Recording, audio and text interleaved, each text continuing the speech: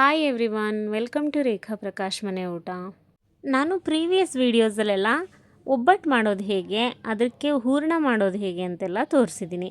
ಇವತ್ತಿನ ಈ ವಿಡಿಯೋದಲ್ಲಿ ಒಬ್ಬಟ್ಟು ಜೊತೆಗೆ ಕಾಯಲ್ಲಿ ಮಾಡೋದು ಹೇಗೆ ಅಂತ ತೋರಿಸ್ತೀನಿ. ಆ್ಯಕ್ಚುಲಿ ತುಂಬ ಚೆನ್ನಾಗಿರುತ್ತೆ. ನನಗಂತೂ ಒಬ್ಬಟ್ಟು ಜೊತೆಗೆ ಕಾಯಿ ಹಾಲು ತುಂಬ ಇಷ್ಟ ಆಗುತ್ತೆ. ಕೆಲವ್ರಿಗೆ ಹಾಲಲ್ಲಿ ತಿನ್ನೋಕೆ ಇಷ್ಟ ಆಗುತ್ತೆ, ಕೆಲವ್ರಿಗೆ ತುಪ್ಪದಲ್ಲಿ ತಿನ್ನೋಕೆ ಇಷ್ಟ ಆಗುತ್ತೆ. ನಿಮಗೆ ಎಂಥರಲ್ಲಿ ಇಷ್ಟ ಆಗುತ್ತೆ ಕಾಮೆಂಟ್ ಮಾಡಿ ತಿಳಿಸಿ. ಮೊದಲಿಗೆ ನಾನಿಲ್ಲಿ ಒಂದು ಹೋಳು ಫುಲ್ ಕಾಯಿನ ತೊಗೊಂಡಿದ್ದೀನಿ ತುರ್ಕೊಂಡು. ಅದನ್ನು ಒಂದು ಮಿಕ್ಸಿ ಜಾರ್ಗೆ ಸೇರಿಸ್ಕೊತಾ ಇದ್ದೀನಿ. ಹೀಗೆ ಆ್ಯಕ್ಚುಲಿ ಕಾಯಿ ಹಾಲಾಗಿರೋದ್ರಿಂದ ಕಾಯೇ ಮೇನ್ ಇಂಗ್ರೀಡಿಯೆಂಟು, ಸೊ ಅದನ್ನು ಜಾಸ್ತಿ ಹಾಕ್ಕೋಬೇಕಾಗುತ್ತೆ. ಅದ್ರ ಜೊತೆಗೆ ಸ್ವಲ್ಪ ಕಡಲೆ, ಸ್ವಲ್ಪ ಗಸಗಸೆ, ಸ್ವಲ್ಪ ಏಲಕ್ಕಿ ಹಾಕ್ಕೊಂಡು ನೀಟಾಗಿ ರುಬ್ಕೋಬೇಕು. ಸ್ವಲ್ಪ ನೀರು ಹಾಕ್ಕೊಂಡು ರುಬ್ಕೊಳ್ಳಿ, ಚೆನ್ನಾಗಿ ನುಣ್ಣಗಾಗುತ್ತೆ. ನೋಡಿ, ಈ ಥರ ರುಬ್ಕೋಬೇಕು. ಇವಾಗ ಇದನ್ನು ಒಂದು ಪಾತ್ರೆಗೆ ಹಾಕಿ ನೀಟಾಗಿ ಕುದಿಸ್ಕೋಬೇಕು. ಕುದಿಸ್ಕೊಳ್ಳೋಕೆ ಮುಂಚೆ ಇದಕ್ಕೆ ಸ್ವೀಟಿಗೆ ಬೆಲ್ಲ ಹಾಕೋಬೇಕಾಗುತ್ತೆ. ಬೆಲ್ಲನ ಕರಗಿಸಿ ತಗೊಳ್ಳಿ. ನಿಮ್ಗೆ ಎಷ್ಟು ಸ್ವೀಟ್ ಬೇಕೋ ಅಷ್ಟು ತಕ್ಕಂಗೆ ಬೆಲ್ಲನ ಹಾಕ್ಕೊಂಡು ಕರಗಿಸ್ಕೋಬೇಕು.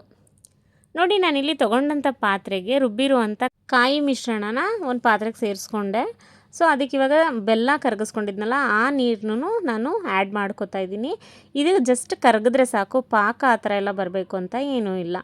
ಸೊ ಇವಾಗ ಅಷ್ಟನ್ನು ಸೇರಿಸ್ಕೊಂಡು ನೀಟಾಗಿ ಮಿಕ್ಸ್ ಮಾಡ್ಕೋಬೇಕು. ಮಿಕ್ಸ್ ಮಾಡಿಬಿಟ್ಟು ಚೆನ್ನಾಗಿ ಕುದಿಯೋಕೆ ಬಿಡಬೇಕು. ಕಂಟಿನ್ಯೂಸ್ಸಾಗಿ ಒಂದು 5 ಮಿನಿಟ್ಸು ಕುದಿಸಿದ್ರೆ ಸಾಕು, ಕಾಯಲ್ಲಿ ರೆಡಿ ಆಗುತ್ತೆ. ನೋಡಿ, ಇಲ್ಲಿ ನೋಡ್ತಿದ್ದೀರಾ ಅಲ್ವಾ, ಹೀಗೆ. ಟೇಸ್ಟ್ ಅಂತೂ ಎಷ್ಟು ಚೆನ್ನಾಗಿರುತ್ತೆ ಅಂತೀರಾ. ಒಬ್ಬಟ್ಟು ಜೊತೆ ಸಖತ್ತಾಗಿರುತ್ತೆ. ಒಂದು ಸಲ ಟ್ರೈ ಮಾಡಿ. Thank you so much.